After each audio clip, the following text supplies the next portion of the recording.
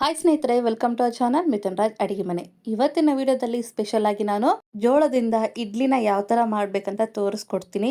ಜೋಳದಿಂದ ಇದು ನಿಜವಾಗ್ಲೂ ಮಾಡ್ಬೋದಾ, ರುಚಿ ಚೆನ್ನಾಗಿರುತ್ತಾ ಅನ್ನೋ ತುಂಬ ಡೌಟ್ಸ್ ಇರುತ್ತೆ. ನಿಮ್ಮ ಎಲ್ಲ ಡೌಟ್ಸ್ಗೆ ಈ ವಿಡಿಯೋದಲ್ಲಿ ಆನ್ಸರ್ ಹೇಳ್ತೀನಿ. ಈ ಇಡ್ಲಿ ಜೊತೆಗೆ ಕಾಂಬಿನೇಷನ್ ಆಗಿ ಸಿಂಪಲ್ ಆಗಿರುವಂಥ ಚಟ್ನಿ ಕೂಡ ಮಾಡಿ ತೋರಿಸ್ತೀನಿ. ಒಂದ್ಸರಿ ನಾನು ಹೇಳ್ಕೊಟ್ಟಂಗೆ ಈ ವಿಧಾನದಲ್ಲಿ ಜೋಳದ ಇಡ್ಲಿನ ಟ್ರೈ ಮಾಡಿ ನೋಡಿ.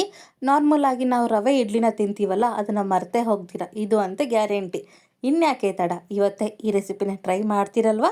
ಮೊದಲನೇದಾಗಿ ಒಂದು ಪಾತ್ರೆಯಲ್ಲಿ ನಾನು ಯಾವುದಾದ್ರೂ ಒಂದು ಕಪ್ಪಿನ ಅಳತೆಯಲ್ಲಿ 2 ಕಪ್ ಅಷ್ಟು ನಾನು ಜೋಳನ ಹಾಕ್ತಾ ಇದ್ದೀನಿ. ನೀವು ಬೇಕಿದ್ರೆ ಕಪ್ ಸೈಜ್ ಕಡಿಮೆ ಜಾಸ್ತಿ ಮಾಡ್ಕೋಬಹುದು. ಅದೇ ಕಪ್ಪಿನ ಅಳತೆಯಲ್ಲಿ 2 ಕಪ್ ಅಷ್ಟು ಜೋಳನ ಹಾಕ್ತಾ ಇದ್ದೀನಿ. ನಂತರ ಇನ್ನೊಂದು ಪಾತ್ರೆಯಲ್ಲಿ ನಾನು ಅದೇ ಕಪ್ಪಿನ ಅಳತೆಯಲ್ಲಿ ಅರ್ಧ ಕಪ್ಪಿನಷ್ಟು ಉದ್ದಿನಬೇಳೆ ಹಾಕ್ತಾ ಇದ್ದೀನಿ. ನಂತರ ಅರ್ಧ ಟೀ ಸ್ಪೂನ್ ಅಷ್ಟು ಮೆಂತೆಕಾಳನ್ನ ಹಾಕೊಂಡು ನೀರು ಹಾಕಿ ಒಂದಲ್ಲ 2 ಸಲ ನೀಟಾಗಿ ತೊಳ್ಕೊಬೇಕು.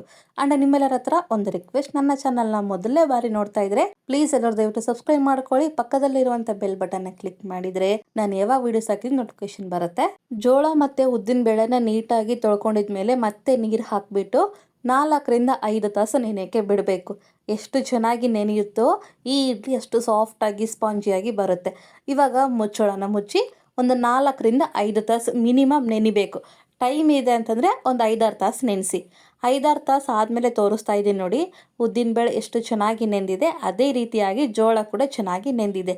ಇವಾಗ ನಾನು ಮಿಕ್ಸಿ ಮಾಡ್ಕೊತೀನಿ. ಮೊದಲನೇದಾಗಿ ನಾವು ಉದ್ದಿನಬೇಳೆನ ಮಿಕ್ಸಿ ಮಾಡ್ಕೋಬೇಕು. ನೆನೆಸಿರುವಂಥ ಉದ್ದಿನಬೇಳೆ ಎಲ್ಲನೂ ಮಿಕ್ಸಿಯಲ್ಲಿ ಹಾಕ್ಕೊಂಡು ಸ್ವಲ್ಪ ನೀರು ಹಾಕ್ಕೊಂಡು ಎಷ್ಟು ಸಾಧ್ಯವೋ ಅಷ್ಟು ಫೈನಾಗಿ ನುಣ್ಣಗೆ ಈ ರೀತಿ ಮಿಕ್ಸಿ ಮಾಡ್ಕೊಂಡು ಬಂದಿದ್ದೀನಿ ನೋಡಿ. ಕನ್ಸಿಸ್ಟೆನ್ಸಿ ಹಿಂಗೆ ಇರಬೇಕು, ತುಂಬ ನೀರಾಗಿ ಮಾಡ್ಕೊಳ್ಳೋಕ್ಕೆ ಹೋಗಬೇಡಿ. ಇವಾಗ ಮಿಕ್ಸಿ ಮಾಡಿರುವಂಥ ಉದ್ದಿನಬೇಳೆ ಪೇಸ್ಟನ್ನ ಒಂದು ದೊಡ್ಡ ಪಾತ್ರೆಯಲ್ಲಿ ಹಾಕ್ಕೊಂಡು ರೆಡಿ ಮಾಡ್ಕೊಂಡಿದ್ದೀನಿ. ನಂತರ ನಾನು ಮಿಕ್ಸಿ ಜಾರಿಗೆ ನೆನೆಸಿರುವಂಥ ಜೋಳನ ಹಾಕ್ಕೊಂಡು ಎಷ್ಟು ಬೇಕೋ ಅಷ್ಟು ನೀರನ್ನು ಹಾಕ್ಕೊಂಡು ಎಷ್ಟು ಸಾಧ್ಯನೋ ಅಷ್ಟು ಫೈನಾಗಿ ನುಣ್ಣಗೆ ಮಿಕ್ಸಿ ಮಾಡ್ಕೊಳ್ಳಿ. ಅಂಡ್ ಒಂದು ನೆನ್ಪಿಟ್ಕೊಳ್ಳಿ, ಮಿಕ್ಸಿ ಮಾಡ್ಕೋಬೇಕಾದ್ರೆ ನೀರನ್ನ ಜಾಸ್ತಿ ಹಾಕ್ಕೊಳ್ಳೋಕೆ ಹೋಗಬೇಡಿ. ನೀರು ಹಾಕ್ಬಿಟ್ರೆ ತುಂಬ ಕಷ್ಟ ಆಗುತ್ತೆ. ನೋಡಿದ್ರ ಜೋಳನ ಎಷ್ಟು ಫೈನಾಗಿ ನುಣ್ಣಗೆ ಮಿಕ್ಸಿ ಮಾಡ್ಕೊಂಬಂದಿದ್ದೀನಿ. ಆಲ್ರೆಡಿ ನಾವು ಉದ್ದಿನಬೇಳೆ ಹಾಕಿರ್ತೀವಲ್ಲ, ಅದೇ ಬೌಲ್ಗೆ ಹಾಕ್ತೀನಿ. ಇನ್ನು ಉಳಿದಿರುವಂಥ ಜೋಳನ ಕೂಡ ಮಿಕ್ಸಿ ಜಾರಲ್ಲಿ ಹಾಕ್ಕೊಂಡು ಎಷ್ಟು ಬೇಕಷ್ಟು ನೀರು ಹಾಕ್ಕೊಂಡು ಅದನ್ನು ಕೂಡ ನೀಟಾಗಿ ನುಣ್ಣಗೆ ಮಿಕ್ಸಿ ಮಾಡಿಕೊಂಡು ಈ ಬೌಲ್ಗೆ ಹಾಕ್ಕೊಂಡು ನೀಟಾಗಿ ಮಿಕ್ಸ್ ಮಾಡ್ಕೊತೀನಿ. ನೀವು ಬೇಕಿದ್ರೆ ಒಂದು ಅರ್ಧ ಕಪ್ ಅಷ್ಟು ಅವಲಕ್ಕಿನ ಕೂಡ ನೆನೆಸ್ಬಿಟ್ಟು ಮಿಕ್ಸಿ ಜಾರಲ್ಲಿ ಹಾಕ್ಕೊಂಡು ನುಣ್ಣಗೆ ಪೇಸ್ಟ್ ಥರ ಮಾಡ್ಕೊಂಡು ಕೂಡ ಹಾಕ್ಕೊಳ್ಳಿ. ಬಟ್ ನಾನು ಹಾಗೇ ಮಾಡ್ತಿದ್ದೀನಿ. ಯಾಕೆಂದರೆ ಅವಲಕ್ಕಿ ಹಾಕಿಲ್ಲ ಅಂದರೂ ತುಂಬ ಸಾಫ್ಟಾಗಿ ಸ್ಪಾಂಜಾಗಿ ಬರುತ್ತೆ. ನೀಟಾಗಿ ಮಿಕ್ಸ್ ಮಾಡ್ಕೊಂಡಿದ್ಮೇಲೆ ಇದನ್ನು ಫರ್ಮೆಂಟೇಷನ್ ಆಗೋಕ್ಕೆ ಬಿಡ್ತೀನಿ. ಸರಿ ಸುಮಾರಾಗಿ 8 ರಿಂದ 10 ತಾಸು ಇದಕ್ಕೆ ಫರ್ಮೆಂಟೇಷನ್ ಆಗೋಕ್ಕೆ ಬಿಡಬೇಕು. ನಾನು ಓವರ್ ನೈಟ್ ಎಲ್ಲ ಬಿಟ್ಟಿದ್ದೀನಿ. ನೋಡಿದ್ರೆ ಫರ್ಮೆಂಟೇಷನ್ ಆದಮೇಲೆ ತೋರಿಸ್ತಾ ಇದ್ದೀನಿ ಎಷ್ಟು ಚೆನ್ನಾಗಿ ಉಬ್ಬಿ ಬಂದಿದೆ ಅಲ್ಲ. ಎಷ್ಟು ಚೆನ್ನಾಗಿ ಬರುತ್ತೆ ಇಡ್ಲಿ ಅಂತಂದರೆ ತುಂಬ ಸಾಫ್ಟಾಗಿ ಬರುತ್ತೆ. ನಾವು ಜೋಳ ತಿಂತಿದ್ದೀವಿ ಅನ್ನೋ ಫೀಲೇ ಬರೋದಿಲ್ಲ. ಇಷ್ಟು ರುಚಿಯಾಗಿರುವಂಥ ಇಡ್ಲಿನ ಮಾಡ್ಕೋಬೋದು, ಹೆಲ್ತಿಯಾಗಿರುವಂಥ ಇಡ್ಲಿನ ಮಾಡ್ಕೋಬೋದು ಅಂತ ಗೊತ್ತಾದರೆ ಪ್ರತಿ ಸಾರಿ ಈ ಥರ ಜೋಳದ ಇಡ್ಲಿನೇ ಮಾಡ್ಕೊತೀರ.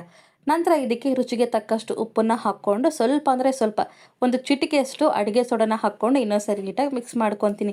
ಒಂದು ವೇಳೆ ನಿಮಗೆ ಫರ್ಮೆಂಟೇಷನ್ ಆದಮೇಲೆ ಹಿಟ್ಟು ಸ್ವಲ್ಪ ಗಟ್ಟಿ ಆಯಿತು ಅನಿಸಿದ್ರೆ ನೀರು ಹಾಕ್ಕೊಂಡು ಇಡ್ಲಿ ಬ್ಯಾಟರ್ ಅದಕ್ಕೆ ರೆಡಿ ಮಾಡ್ಕೋಬೋದು. ನಂತರ ನಾನಿಲ್ಲಿ ಇಡ್ಲಿ ಪ್ಲೇಟ್ಸನ್ನು ಅರೇಂಜ್ ಮಾಡ್ಕೊತಿದ್ದೀನಿ. ನಾನಿಲ್ಲಿ ಎಣ್ಣೆ ಹಾಕ್ಕೊಂಡು ಇಡ್ಲಿ ಪ್ಲೇಟ್ಸನ್ನು ರೆಡಿ ಮಾಡ್ಕೊತಿದ್ದೀನಿ. ಒಂದು ವೇಳೆ ನಿಮಗೆ ಹೆಲ್ತಿಯಾಗಿ ಬೇಕು ಅಂತಂದರೆ ನೀರನ್ನು ಹಾಕ್ಕೊಂಡು ಕೂಡ ಈ ರೀತಿ ಸವರ್ಕೊಂಡು ಇಡ್ಲಿನ ಹಾಕ್ಕೊಳ್ತಾ ಹೋಗಿ. ಎಣ್ಣೆ ಅಥವಾ ನೀರು ಯಾವುದಾದ್ರೂ ಹಾಕ್ಕೋಬೋದು. ಎಣ್ಣೆ ಸವರಿರುವಂಥ ಇಡ್ಲಿ ಪ್ಲೇಟ್ಸ್ಗೆ ನಾನು ಇಡ್ಲಿ ಬ್ಯಾಟರ್ನ ಹಾಕ್ತಾ ಹೋಗ್ತೀನಿ. ಇಡ್ಲಿ ಬ್ಯಾಟರ್ನ ಇಡ್ಲಿ ಪ್ಲೇಟಲ್ಲಿ ಹಾಕ್ಕೋಬೇಕಾದ್ರೆ ಜಾಸ್ತಿ ಹಾಕ್ಕೋಬೇಡಿ, ಒಂದಕ್ಕೊಂದು ಅಂಟ್ಕೊಂಡ್ಬಿಡುತ್ತೆ. ನಾನು ವಿಡಿಯೋದಲ್ಲಿ ಹಾಕಿರೋ ರೀತಿನೇ ಹಾಕ್ಕೊಳ್ಳಿ. ಇಡ್ಲಿ ಪ್ಲೇಟ್ಸ್ನ ಅರೇಂಜ್ ಮಾಡಬೇಕಾದ್ರೂ ಕೂಡ ಇದೇ ರೀತಿಯಾಗಿ ಅರೇಂಜ್ ಮಾಡ್ಕೋಬೇಕು, ಆಪೋಸಿಟ್ ಡೈರೆಕ್ಷನ್ಸಲ್ಲಿ.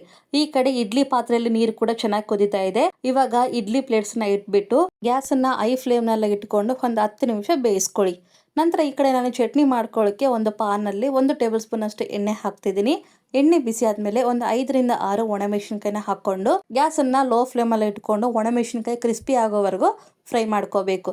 ಈ ರೀತಿ ಕ್ರಿಸ್ಪಿ ಆಗಿದೆ ಅನ್ನೋ ಟೈಮಲ್ಲಿ ಒಂದು ಪ್ಲೇಟಲ್ಲಿ ಎತ್ತಿಟ್ಕೊಳ್ಳೋಣ.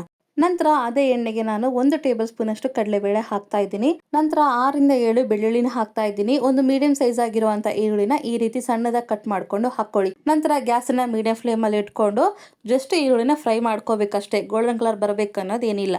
ನಂತರ ನೆಲ್ಲಿಕಾಯಿ ಸೈಜಷ್ಟು ಹುಣಸೆ ಹಣ್ಣನ್ನು ಹಾಕ್ಕೊಂಡು ಸ್ವಲ್ಪ ಕರಿಬೇವನ್ನು ಹಾಕ್ಕೊಳ್ತಾ ಇದ್ದೀನಿ. ನಂತರ ಇದಕ್ಕೆ ಒಂದು 3/4 ಕಪ್ ಅಷ್ಟು ನಾನು ಪುಟಾಣಿ ಹಾಕ್ತಾ ಇದ್ದೀನಿ. ಒಂದು ವೇಳೆ ನಿಮ್ಮ ಹತ್ರ ಶೇಂಗಾ ಬೀಜ ಇದ್ದರೆ ಶೇಂಗಾ ಬೀಜ ಹಾಕ್ಕೊಳ್ಳಿ, ಇಲ್ಲಾಂದರೆ ಫ್ರೆಶ್ ಆಗಿರುವಂಥ ಕೊಬ್ಬರಿ ಇದ್ದರೆ ಅದನ್ನು ಕೂಡ ಹಾಕ್ಕೋಬೋದು. ಪುಟಾಣಿ ಹಾಕ್ಕೊಂಡಿದ್ಮೇಲೆ ಒಂದೇ ನಿಮಿಷ ನೀಟಾಗಿ ಫ್ರೈ ಮಾಡಿಕೊಂಡು ಗ್ಯಾಸನ್ನ ಆಫ್ ಮಾಡ್ಕೊಂಬಿಡಿ. ನಂತರ ಇದು ಕಂಪ್ಲೀಟಾಗಿ ತಣ್ಣಗಾಗಬೇಕು. ಇವಾಗ ತಣ್ಣಗಾಗಿದೆ. ಇನ್ನೊಂದ್ಸರಿ ನೀಟಾಗಿ ಮಿಕ್ಸ್ ಮಾಡಿಕೊಂಡು ಇವಾಗ ಇದನ್ನು ಮಿಕ್ಸಿ ಜಾರಲ್ಲಿ ಹಾಕ್ಕೊತೀನಿ. ಈ ಥರ ಚಟ್ನಿ ಮಾಡಿದರೆ 2 ನಿಮಿಷದಲ್ಲಿ ಚಟ್ನಿ ಕೂಡ ರೆಡಿ ಆಗುತ್ತೆ. ಸಿಂಪಲ್ ಆಗಿರುವಂಥ ಚಟ್ನಿ ಅಂತಲೇ ಹೇಳ್ಬೋದು.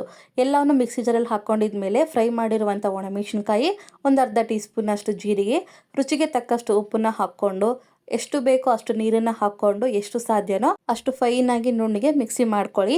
ನಾನಿಲ್ಲಿ ಮಿಕ್ಸಿ ಮಾಡ್ಕೊಂಬಂದಿದ್ದೀನಿ ನೋಡಿ. ಕಲರ್ ನೋಡಿ ಎಷ್ಟು ಚೆನ್ನಾಗಿದೆ. ಈ ಜೋಳದ ಇಡ್ಲಿಗೆ ಈ ಚಟ್ನಿ ಪರ್ಫೆಕ್ಟ್ ಆಗಿರುತ್ತೆ. ತುಂಬ ಅಂದರೆ ತುಂಬ ಚೆನ್ನಾಗಿರುತ್ತೆ. ಒಂದ್ಸಲ ಟ್ರೈ ಮಾಡಿ ನೋಡಿ. ಕನ್ಸಿಸ್ಟೆನ್ಸಿ ಹೀಗೆ ಇರಲಿ, ಜಾಸ್ತಿ ನೀರಾಗಿ ಮಾಡ್ಕೊಳ್ಳೋಕ್ಕೆ ಹೋಗಬೇಡಿ. ಈ ಚಟ್ನಿಗೆ ಸಿಂಪಲ್ ಆಗಿ ಒಗ್ಗರಣೆ ಕೂಡ ಕೊಡ್ತಾ ಇದ್ದೀನಿ. ಎಣ್ಣೆ ಬಿಸಿ ಆದಮೇಲೆ ಸಾಸಿವೆ, ಕರಿಬೇವು ಮತ್ತು ಒಣಮೆಣಸಿನಕಾಯಿ ಹಾಕ್ಕೊಂಡ್ಬಿಟ್ರೆ ಸಿಂಪಲ್ ಆಗಿರುವಂಥ ಒಗ್ಗರಣೆ ಕೂಡ ರೆಡಿ ಆಯಿತು. ಈ ಚಟ್ನಿ ಮಾಡೋಷ್ಟೊಳಗಡೆ ಇಡ್ಲಿ ಕೂಡ ರೆಡಿ ಆಗಿದ್ದಾವೆ. ತುಂಬಾ ಜನಕ್ಕೆ ಡೌಟ್ ಬರ್ಬೋದು, ಈ ಇಡ್ಲಿ ಸ್ವಲ್ಪ ಅಂಟ್ಕೊಳ್ಳೋದಿಲ್ವಾ, ತಿನ್ನೋಕೆ ಚೆನ್ನಾಗಿರುತ್ತಾ ಇಲ್ಲ ಅಂತ. ನಿಮ್ಮ ಮುಂದೆನೇ ಒಂದು ಇಡ್ಲಿನ ತೆಗೆದು ತೋರಿಸ್ತಾ ಇದ್ದೀನಿ ನೋಡಿ, ಎಷ್ಟು ಸಾಫ್ಟ್ ಆಗಿ ಬಂದಿದೆ ಅಂತ. ಇಡ್ಲಿ ತೆಗಿಯೋ ಸ್ಪೂನನ್ನ ಸ್ವಲ್ಪ ತೇವಾಂಶ ಮಾಡಿಕೊಂಡು ಇಡ್ಲಿನ ತೆಗಿಬೇಕು. ನಾನಿಲ್ಲಿ ಇಡ್ಲಿ ಕಂಪ್ಲೀಟಾಗಿ ಆರಿದ ಮೇಲೆ ತೆಗಿತಾ ಇದ್ದೀನಿ.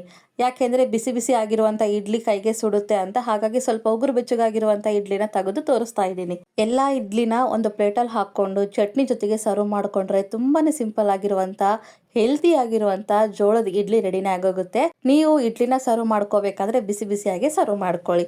ಇಡ್ಲಿ ಮಾಡಬೇಕಾದ್ರೆ ಇಂಪಾರ್ಟೆಂಟ್ ವಿಷಯ ಏನಪ್ಪ ಅಂತಂದರೆ 2 ಕಪ್ಪು ಜೋಳಕ್ಕೆ ಅರ್ಧ ಕಪ್ಪು ಮಾತ್ರ ಉದ್ದಿನಬೇಳೆ ಹಾಕ್ಕೊಂಡು ಇಡ್ಲಿ ಮಾಡ್ಕೊಳ್ಳಿ. ತುಂಬ ಸಾಫ್ಟಾಗಿ ಬರುತ್ತೆ. ಈ ರೆಸಿಪಿ, ಈ ವಿಡಿಯೋ ನಿಮಗೆ ಇಷ್ಟ ಆದರೆ ನನ್ನ ಚಾನಲ್ನ like, share, comment and subscribe ಮಾಡ್ಕೊಳ್ಳೋದನ್ನ ಮಾತ್ರ ಮರಿಬಿಡೋಕೆನಾ. ಮುಂದಿನ ವಿಡಿಯೋದಲ್ಲಿ ಮತ್ತೆ ಸಿಗ್ತೀನಿ. ಅಲ್ಲಿವರೆಗೂ ಟೇಕ್ ಕೇರ್, ಬಾಯ್.